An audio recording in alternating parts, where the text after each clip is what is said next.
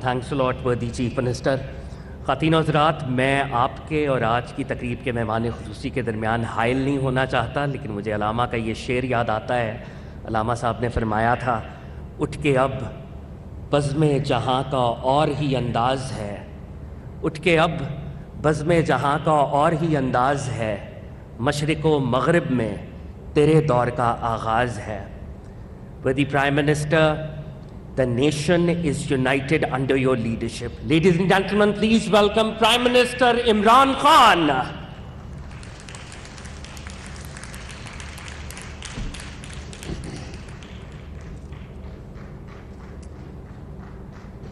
بسم اللہ الرحمن الرحیم. ایاک نعبد و ایاک نستعین. مجھے آج اس پروجیکٹ کو، اس کی سٹون لیئنگ کرنے میں بہت خوشی ہو رہی ہے، اور مجھے آج یہ بڑا ایک جمعہ بھی ہے، ایک بڑا خوشائند دن ہے، کیونکہ آج ہم نے ابھی صبح ایک کانٹریکٹ سائن کیا قطر کے ساتھ، جس میں جو ہمارا پرانا کانٹریکٹ تھا اس میں اور اس میں اب ہر سال ہمیں $300 ملین کی بچت ہوگی، اور انشاءاللہ جو 10 سال اگلے 10 سال میں $3 ارب کی پاکستان کو بچت ہوگی. تو مجھے اس کی بڑی خوشی ہے، اور اس 1 سال سے ہم لگے ہوئے تھے اس کے اوپر نیگوشیٹ کرنے کے لیے. اور یہ جو اب یہ پروجیکٹ ہے، اس پروجیکٹ کے لیے میں ذرا پہلے جو اب سب سے جو میں اپنے خیال آپ کے سامنے رکھنا چاہتا ہوں وہ یہ کہ دیکھیں، جب ملک پہ مشکل وقت آتا ہے تو مشکل وقت سے نکلنے کے لیے ایک ملک کو آؤٹ آف دا باکس سوچنا پڑتا ہے. آؤٹ آف دا باکس مطلب کہ وہ سوچ لے کے آئیں جو کہ وہی پرانی گھسی پٹی سوچ ہے، ہٹ کے وہ کچھ. اب ہمارا مسئلہ کیا ہے؟ ذرا میں اپنی، یا میری وزیر بھی سارے بیٹھے ہوئے ہیں، میری ہمارے ممبرز آف پارلیمنٹ بھی بیٹھے ہوئے ہیں، میں ذرا آپ کو سمجھانا چاہتا ہوں کہ اس وقت پاکستان کیا فیس کر رہا ہے. ہمارے پاس 2 بڑے پرابلمز ہیں، اور وہ لوگ کہتے ہیں جی پرانی باتیں نہ کرو، لیکن یہ ہمارے جو 10 سال جو ڈیکیڈ آف ڈارکنس جسے ہم کہتے ہیں، 10 اندھیرے سال، ان میں جو قرضے چڑھے ہوئے ہیں اور جس طرح کی اکانومی کی مس مینجمنٹ ہوئی، اسے ہوا کیا؟ 2 چیزیں. ایک ہمارا بہت بڑا فسکل ڈیفیسٹ، اور فسکل ڈیفیسٹ کی وجہ سے قرضے، اور دوسری طرف ہمارا کرنٹ اکاؤنٹ ڈیفیسٹ. مطلب یہ کہ ہمارے پاس جو ہماری امپورٹس اور ایکسپورٹس کے اندر اتنا بڑا خسارہ ہو گیا تھا کہ اس کے لیے باہر سے قرضے بھی لینے پڑے، فورن لونز، اور ہمارا جو فورن ایکسچینج ریزروز وہ بھی گر گئے. ان کے گرنے سے ہمارے روپے کے اوپر پریشر پڑا، اور روپے نے گرنا تھا. یعنی جب ڈالر کی کمی ہوگی تو ڈالر کی قیمت اوپر چلی جائے گی، روپیہ نیچے آ جائے گا. تو جب روپیہ نیچے آیا تو مہنگائی ہو گئی. تو یہ ہمیں وراثت میں ملے تھے. اب ان 2 مسئلوں سے ہم نے نکلنا کیسے ہے؟ سب سے پہلے اپنی آمدنی بڑھانی ہے. خرچے کم کر رہے ہیں، ہم نے کیے ہیں، لیکن جب تک آمدنی نہیں بڑھے گی ہم نہ اپنے خرچے میٹ کر سکتے ہیں، اور جو قرضوں کی قسطیں دینی ہیں نہ ہم وہ قرضوں کی قسطیں دے سکتے ہیں، کیونکہ ہر سال قرضوں کی قسطیں بڑھتی جا رہی ہیں.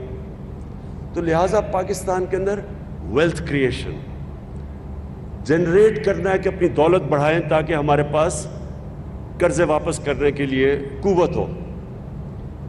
تو اس پروجیکٹ کو اس نظر سے آپ نے دیکھنا ہے.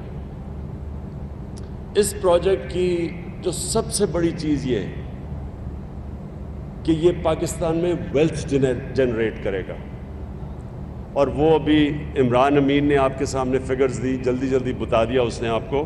میرے خیال میں آپ کو سمجھ نہیں آئی کہ یہ جو پروجیکٹ ہے یہ کتنا پیسہ جنریٹ کرے گا پنجاب گورنمنٹ کے لیے، پاکستان کے فیڈرل گورنمنٹ کے لیے، ریلویز کے لیے اور سی اے کے لیے جو پہلا فیز ہے، پہلے فیز کے اندر 1300 ارب روپیہ 1300 ارب روپیہ جنریٹ ہوگا پہلے فیز میں، جس میں جو فیڈرل گورنمنٹ کو ٹیکسز پہ ریونیو ملے گا وہ 250 ارب ہے. اور اس کا جو دوسرا امپیکٹ پڑے گا وہ بھی نہیں آپ پہ رجسٹر ہی نہیں ہوا، کیونکہ یہ اس کو ڈی نوٹیفائی کیا جائے گا as an airport. Walton airport denotify ہو جائے گا. اس سے یہ ہوگا کہ یہ جو گلبرگ مین بولاوارڈ فیروز پور روڈ، ادھر اس وقت ریسٹرکشن تھی، بلڈنگز کو اوپر جانے نہیں دیا جا رہا تھا کیونکہ اس ایئرپورٹ کی وجہ سے وہ فلائی زون میں آ جاتا تھا. تو جب یہ ایئرپورٹ ڈی نوٹیفائی ہوگا تو یہ سارے علاقوں میں، اور یہ سینٹرز ہیں ہمارے، یہ کمرشل سینٹرز ہیں، مین بولاوارڈ، فیروز پور روڈ، سارا گلبرگ، یہ اکنامک ہب بن سکتا ہے کیونکہ یہ پھر اوپر جا سکیں گے. تو اس سے دو فائدے ہوں گے. ایک تو جو ہمارا اب جو لاہور ہے یہ جو پھیلتا جا رہا ہے، اس کو روکنے کے لیے تو ورٹیکل اوپر جانا پڑے گا، کیونکہ لاہور جب میں بڑا ہو رہا تھا تو لاہور تقریباً زمان پارک پہ ختم ہو جاتا. اس کے زمان پارک کی یہ سارا گلبرگ وغیرہ، یہ ہم ان کو دیہات سمجھتے تھے، کھیت کود تھے یہاں سارے. تو یہ اتنی تیزی سے پھیلا ہے کہ اس کے بہت وہ منفی اثرات آگے سامنے آ رہے ہیں. سب سے پہلے پانی کا، بہت بڑا پانی کا مسئلہ ہو گیا. وہ واٹر ٹیبل نیچے جا رہی ہے اور بھی تیزی سے نیچے جا رہی ہے. دوسرا، جو سارا لاہور کا سیوریج ہے وہ جا رہا ہے راوی کے اندر. جب راوی کا سیوریج کا مطلب کہ وہ سارا نیچے سندھ تک، اس سارے شہر کا سارا سیوریج نیچے جا رہا ہے، جو کہ پانی کو بھی خراب کرتا ہے. کئی لوگ تو دریا کا پانی پیتے ہیں نیچے. اور دوسرا، واٹر ٹیبل بھی وہ بھی کنٹامنیٹ ہو رہی ہے. اور جو راوی ہے وہ جب سردیاں آتی ہیں تو وہ جب سکڑتا ہے تو وہ بالکل ایک سیوریج کا نالا بن جاتا ہے. تو وہ ایک ایشو. اور جتنا آپ کا شہر پھیلتا جاتا ہے اس کو آپ فیسلٹیز ہی نہیں دے سکتے، نہ آپ ان کو سیوریج سسٹم دے سکتے ہیں، نہ پانی دے سکتے ہیں، اور جو بھی آپ امینٹیز دیتے ہیں ان کا خرچہ بڑھتا جاتا ہے. اس لیے دنیا میں ماڈرن سٹیز اوپر جاتی ہیں. اور پھر یہ جب والٹن ایئرپورٹ ڈی نوٹیفائی ہوگا تو یہ سارے علاقوں کو جب اجازت یہ کمرشل سے اوپر جانے کا، تو جو انہوں نے ایسٹیمیٹ کیا ہے، اور عمران میں یہ چاہوں گا کہ آپ یہ میڈیا کو بریک ڈاؤن دیں، یہ ایسٹیمیٹ کرتے ہیں کہ اس کا کمرشل ویلیو جو ہماری ویلتھ جنریٹ ہوگی وہ 6000 ارب روپے ہو گئے. 6000 ارب روپیہ. کیونکہ مجھے لگتا ہے یہ سامنے میرے خیال میں آپ لیٹ نائٹ سب نے کی ہوئی ہے کیونکہ سوئے ہوئے ہو آپ سب. کوئی تالیوں کی آواز نہیں آئی کہ 6000 ارب روپیہ جنریٹ ہوگا یہاں. علیم خان، آپ کو تو خیر خاص پتہ چلنا چاہیے نا ان چیزوں کا، کیونکہ آپ تو ہیں اس بزنس میں. دیکھیں، یہ اس کا جو آپ کاسٹ، ایک یہ جو ہم والٹن کا پروجیکٹ شروع کر رہے ہیں، دوسرا جو راوی سٹی ہے، یہ جو دو پروجیکٹس ہیں، یہ پنجاب کو، یہ پاکستان کو، یہ سارے پاکستان میں ویلتھ کریٹ کریں گے، ریونیو جنریٹ کریں گے. اور ویسے بھی یہ جو ایئرپورٹ کبھی شہر کے بیچ میں نہیں ہوتا. یہ بڑا 3-4 کریش ہوئے ہیں پچھلے چند سالوں کے اندر جب ایئرپورٹ اور فلائنگ کلب شہر کے اندر نہیں ہوتا. ان کے لیے ہم نے ایک اور جگہ دے دی ہے اور اس پہ انشاءاللہ بھی کنسٹرکشن شروع ہو جائے گی تاکہ یہ آلٹرنیٹ شہر سے باہر چلا جائے اور اس کو پھر ہم پوری طرح ایک کمرشل سینٹر بنائیں.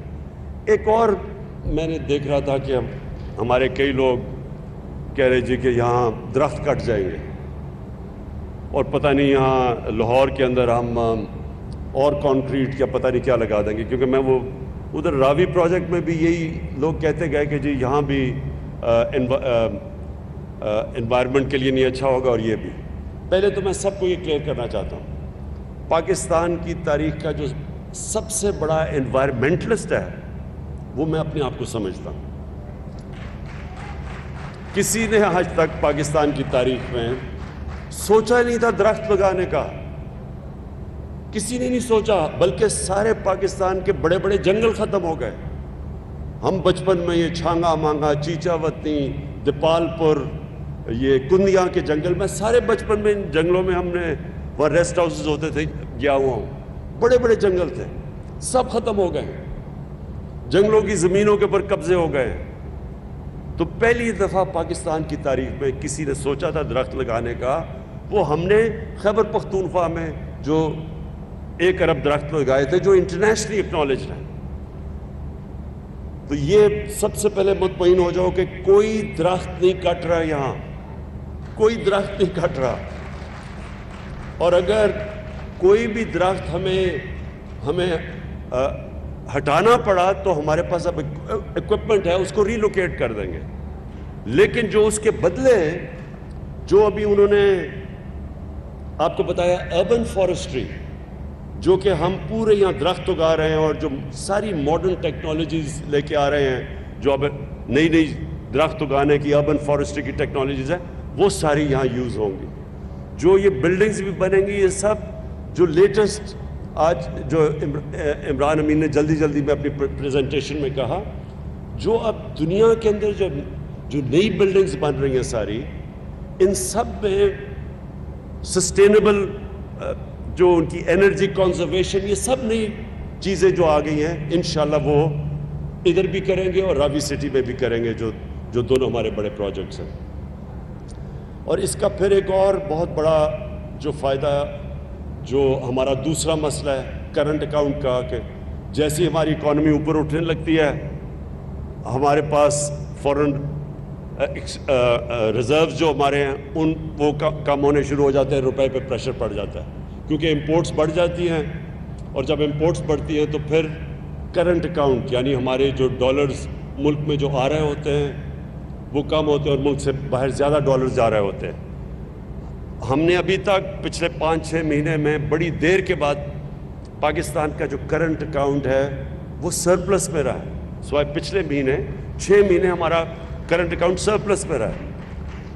تو جب ہمیں سب سے بڑا ڈیفیسٹ ملا تھا جب ہماری گورنمنٹ آئی تھی $20 ارب کے، تو یہ جو پروجیکٹ ہے اس کی وجہ سے ڈالرز آئیں گے پاکستان میں. میں بار بار لوگوں کو کہتا ہوں کہ ہمارا جو سب سے بڑا اثاثہ ہے وہ ہمارے اوورسیز پاکستانی ہیں. اور اوورسیز پاکستانی اب جب بھی کوئی ہاؤسنگ سوسائٹیز بنتی ہیں، علیم خان کو پتا ہوگا اس میں بہت بڑی انویسٹمنٹ اوورسیز پاکستانی کرتے ہیں، کیونکہ وہ بدقسمتی سے ہم نے ابھی تک وہ سسٹم نہیں بنایا کہ وہ ہمارے لیے انڈسٹری میں اور چیزوں میں انویسٹ کریں. وہ کرتے ہیں پراپرٹی میں صرف. تو یہ جو بڑا میگا پروجیکٹ ہے، یہ راوی سٹی کا، اور یہ جو والٹن کا ہمارا پروجیکٹ ہے، اس کے اندر بہت زیادہ انٹرسٹ اوورسیز پاکستانی کا ہے. اور اس کا مطلب کہ باہر سے ہمارے پاس پیسہ آئے گا، اور جیسے جیسے ہمارا ملک اب اوپر جا رہا ہے، ہماری ٹیکسٹائل ایکسپورٹس بڑھتی جا رہی ہیں، ہماری اس وقت نئی فیکٹریاں بن رہی ہیں، تو جو مشین امپورٹ کرتے ہیں اس سے پریشر پڑ رہا ہے ہمارے فورن ایکسچینج ریزرو سے. اس لیے بھی یہ پروجیکٹ بڑا امپورٹنٹ ہے، کیونکہ اس کی وجہ سے ڈالرز آئیں گے اور ہمارا پھر جو ہمارے روپے پہ پریشر انشاءاللہ نہیں پڑے گا. میں جو عثمان بزدار نے ابھی باتیں کی، اس میں صرف ایک اور چیز ٹچ کرنا چاہتا ہوں. جو ہم ایک نیا پاکستان پروجیکٹ ہے ہمارا گھروں کا، افورڈیبل ہاؤسنگ کا.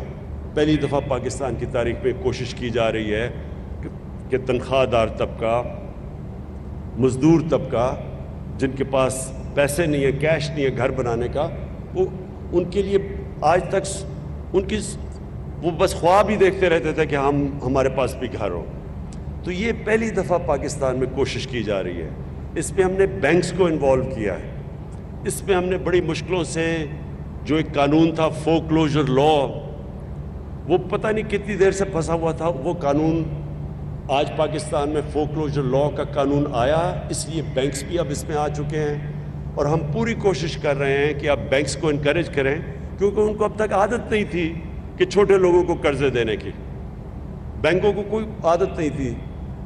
ہماری ایک اخوت جو این جی او ہے وہ تو دیتے قرضے بیچارے لوگوں کو, اور ہم نے ان کو بھی فنڈ کیا ہوا ہے 5 ارب کہ وہ بھی جو لوگ بالکل ہی نچلا طبقہ ہے ان کی مدد کرتے ہیں قرضے دینے میں, مائکرو فائنینس میں. لیکن جو بینکس ہیں یہ پہلی دفعہ پاکستان میں مورگیج فائنینسنگ کے اندر آئے ہیں, اور اس میں گورنمنٹ نے بھی ان کے ساتھ مل کے ان کو انسینٹیوز بھی دیے ہیں, اور آگے بھی مسلسل ان سے میں خود میٹنگز کرتا ہوں. یہ ہم پہلی دفعہ جو انہوں نے ابھی فلیٹس اناؤنس کیے 50,000 میرے خیال میں فلیٹس اناؤنس کیے ہیں, یہ سارا ہمارا نیا ہاؤسنگ پروجیکٹ کے تحت ان کو فائنینسنگ کی جائے گی. اور اس مقصد یہ ہے کہ وہ لوگ جو آج تک کبھی بھی جن کے پاس کیش نہیں تھا گھر خریدنے کے لیے, ان کے پاس یہ مورگیج فائنینسنگ ہو, تاکہ وہ جو قسطیں دیتے تھے کرائے پہ ہر مہینہ پیسہ خرچ کرتے تھے, اسی کرائے کے اوپر وہ قسطیں دے دیں بینکس کو, اور ان کو اپنا گھر ان کو مل جائے گا. اور انشاءاللہ یہ جو ہمارا سال ہے, اب تک تو یہ پورا سٹرکچر ہی تیار ہو رہا تھا اس کے لیے, نیا پاکستان ہاؤسنگ کے لیے, اور پرابلم مشکل قانون چینج کرنے پڑے, رولز ریگولیشنز چینج کرنے پڑے, ایف بی آر کے ساتھ بیٹھ کے ٹیکسز کم کرنے پڑے. یہ سارا پروسیس کافی ٹائم لگا ہے, لیکن اب انشاءاللہ ہم تیار ہیں کہ یہ پورا لانچ کریں اپنی جو افورڈیبل ہاؤسنگ جو کبھی بھی پاکستان میں پہلے کسی نے نہیں کیا. اور آخر میں خاص طور پہ آپ کو چیف منسٹر صاحب میں آپ کو مبارک دیتا ہوں. یہ جو بڑی ریکارڈ ٹائم کے اوپر ہم نے یہ سب کچھ تیاری کی ہے اس بڑے پروجیکٹ کے لیے, اور یہ ایسا پروجیکٹ ہے کہ جو بڑی جلدی لوگوں کو اب نظر آئے گا ٹیک آف کرتے ہوئے. اس میں بہت انٹرسٹ ہے, اس میں بڑے لوگ بڑے بلڈرز انٹرسٹڈ ہیں اس وقت, اور جیسے ہی جب آپ دیکھیں گے لاہور کے لوگوں کو نظر آئے گا کہ یہ ایک ماڈرن سٹی کی طرف اب لاہور جائے گا. میں نے تو شروع سے دبئی میں جب جاتا تھا تو چھوٹا سا دبئی شہر تھا, اور اس کو اتنا بڑا دیکھا تو اس کے پیچھے پیسے سے زیادہ ایک ویژن تھی. انہوں نے سوچا کہ دبئی کو کیسے ایک ماڈرن سٹی بنائیں گے, اور ہمارے سامنے وہ ہر سال چینج ہوتا گیا. دبئی, چائنا کے اندر بھی جو آپ ان کے بڑے شہر دیکھیں تو وہ ہر دوسرے سال بدل جاتے ہیں, اتنی تیزی سے ڈیولپمنٹ ہو رہی ہے. ہم بدقسمتی سے ہم نے پلاننگ ہی نہیں کی کہ ہم کیسے اپنے بڑے شہروں کو ماڈرن سٹیز بنائیں. ہم بھی پھیلتے جا رہے ہیں, کراچی بھی پھیلتا جا رہا ہے, اسلام آباد پھیلتا جا رہا ہے, اور یہ سارے شہر وہ بنتے جا رہے ہیں جو آخر میں ان کو ہم مینیج نہیں کر سکیں گے. اس لیے یہ بڑا امپورٹنٹ تھا کہ یہ ایک راوی سٹی پہلے اس کو بنایا جائے, وہ بھی لاہور کو بچائے گی, اور یہ پھر ایک لاہور کا بزنس ہب بنے, یہ جو ہمارا آج ہم نے پروجیکٹ لانچ کیا. بہت بہت شکریہ. وزیر اعظم